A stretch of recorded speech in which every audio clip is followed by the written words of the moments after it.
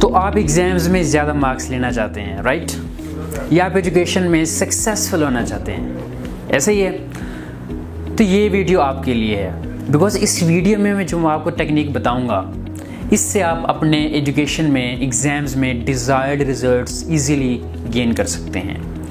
या अगर आप सक्सेसफुल होना चाहते हैं तो उसमें आपको कुछ प्रॉब्लम्स आ रहे हैं, जिस तरह के अगर आप ये सोचते हैं कि ज़्यादा मार्क्स लेने के लिए इंटेलिजेंस चाहिए, वो मेरे पास नहीं है, या आप ये सोचते हैं कि मुझे याद करने में, कोई टॉपिक प्रिपेयर करने में ज़्यादा टाइम लगता है, या आप ये सोचते हैं कि मेरी मेमोरी कम है, मैं पढ़ता हूँ और जल्दी भूल जाता हूँ, तो इन सारे प्रॉब्लम्स का हल और ज़्यादा मार्क्स गेन करने का सीक्रेट इस वीडियो में आपके लिए है। ये जो मेथड मैं आपको बताने जा रहा हूँ, it is one of the most effective technique, most effective study technique, and that is SP3R method. इस टेक्निक को यूज़ करके आप एजुकेशन में सक्सेसफुल भी हो सकते हैं। आप अपने जितने भी एजुकेशन में प्रॉब्लम्स हैं वो भी आप इनको ओवरकम कर सकते हैं। तो एक्साइटेड होंगे इसको सुनने के लिए? तो इस टेक्निक के बारे में मैं आपको बताता हूँ।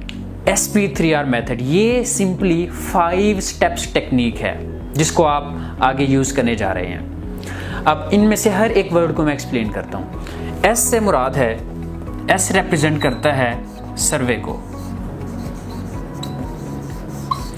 जैसे ही आप घर में आते हैं और आप पढ़ने का इरादा करते हैं तो सबसे पहला जो काम आप लोगों ने करना है वो क्या करना है? सर्वे करना है। सर्वे कैसे? जिस तरह क्रिकेट मैच में एक जो बॉलर होता है वो बॉल कराने से पहले वार्म अप होता है, जो है ना, अपने हाथ घुमाता है, थोड़ी सी जंपिंग करता है, वार्म अप होता है। तो ये सर्वे करना जो है ये एजुकेशन में सबक याद करने से पहले उस वार्म अप की तरह है। इससे आप वार्म अप होंगे। इसमें आप करेंगे क्या? इसमें जो है ना आप अपनी सारी बुक्स जो है अपने सामने रखेंगे, हर एक बुक को खोलेंगे, जो काम आपको दिया गया है या जो टॉपिक आपने प्रिपेयर करना है आपने उसको जस्ट उसकी हेडिंग पढ़नी है, जस्ट उस टॉपिक का टाइटल पढ़ना है, दैट्स इट। ज़्यादा से ज़्यादा 1 to 3 मिनट्स लगेंगे इसमें आपको। देन आप दूसरे स्टेप की तरफ मूव करेंगे, that is P, and P represents planning. After survey आपको आइडिया हो जाएगा कि कितना टाइम चाहिए आपको पूरी बुक्स कवर करने के लिए, सारे टॉपिक्स कवर करने के लिए। तो आप प्लान करेंगे, अपने माइंड में एक प्लान बना लेंगे कि इतने बजे से लेकर इतने बजे तक मैंने ये सब्जेक्ट करना है, फिर आगे जो है ना इतने बजे से इतने बजे तक मैंने दूसरा सब्जेक्ट करना है, फिर इसी तरह तीसरा और अप टू सो ऑन। लेकिन प्लानिंग करते हुए एक ख़ास बात का आप लोगों ने ध्यान रखना है, वो ये कि आपने, अगर आप 1 घंटा एक सब्जेक्ट को दे रहे हैं तो आप 15 मिनट्स की ब्रेक लेंगे आफ्टर 1 आवर, आफ्टर 45 मिनट्स बल्कि हर 45 मिनट्स के बाद आप 15 मिनट्स की ब्रेक लेंगे, ठीक है? तो यहाँ पे आपकी प्लानिंग कंप्लीट हो जाएगी और इसमें भी हार्डली आपके 4 to 5 मिनट्स लगेंगे और उस प्लानिंग को आपने एक पेज पे लिख लेना है। जो थर्ड स्टेप है वो है आपके पास R। इसमें आपने क्या करना है?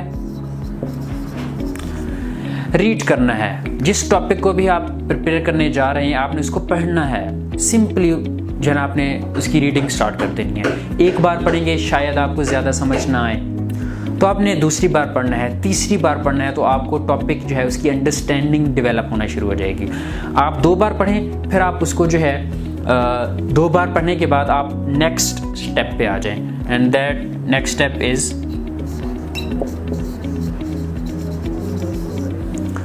रिकॉल।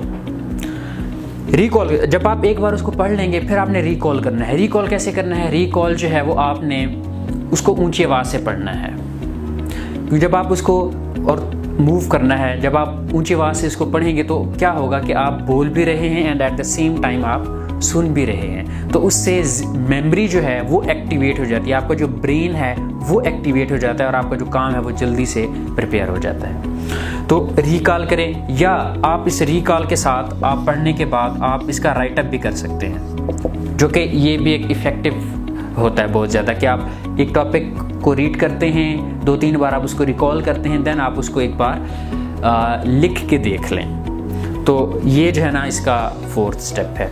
एंड देन जो 3rd R है दैट इज़ रिव्यू। इसमें आपने क्या करना है कि आपने सारी जो सब्जेक्ट्स हैं आपने उन पे ये टेक्निक अप्लाई कर दी। सबसे पहले सर्वे किया, planning and then reading and recalling. Then आप क्या करेंगे कि रात को सोने से पहले एक बार इसको दोबारा जो है सारे सब्जेक्ट्स को एक बार जस्ट वो जो टॉपिक जब एक बार पढ़ लेंगे, उसमें आपके हार्डली 15 to 20 मिनट्स लगेंगे। या अगर आप रात को नहीं कर सकते, आप सुबह उठें, सुबह 15 to 20 मिनट्स आप इसको दे दें, तो वो दोबारा जो है ना फ्रेश हो जाएगा आपके माइंड में। आप ये भी नहीं कर सकते तो आप जब नेक्स्ट डे काम स्टार्ट करेंगे तो पिछले दिन वाला जो काम है आप उसको दोबारा जो है रिवाइज कर लें, उस पर दोबारा उसको रिव्यू कर लें, तो वो दोबारा जो है वो आपके माइंड में फ्रेश हो जाएगा और ज़्यादा देर जो है वो आपके माइंड की मेमोरी में रहेगा। तो SP3R ये इफ़ेक्टिव टेक्निक है। इस इफ़ेक्टिव टेक्निक को यूज़ करते हुए आप अच्छा स्कोर भी कर सकते हैं एग्ज़ाम्स में। अगर आपको प्रॉब्लम्स फेस हो रहे हैं, टाइम ज़्यादा लग रहा है, मेमोरी का प्रॉब्लम है, तो वो ये प्रॉब्लम भी आप इस टेक्निक से ओवरकम कर सकते हैं। जस्ट इस टेक्निक को अप्लाई करें एंड देन आप इसके रिजल्ट्स देखें। होप सो कि आप इस टेक्निक को अप्लाई करेंगे एंड देन इसके जो एडवांटेजेस आपको मिलते हैं ज़रूर हमारे साथ शेयर कीजिएगा। Thank you so much.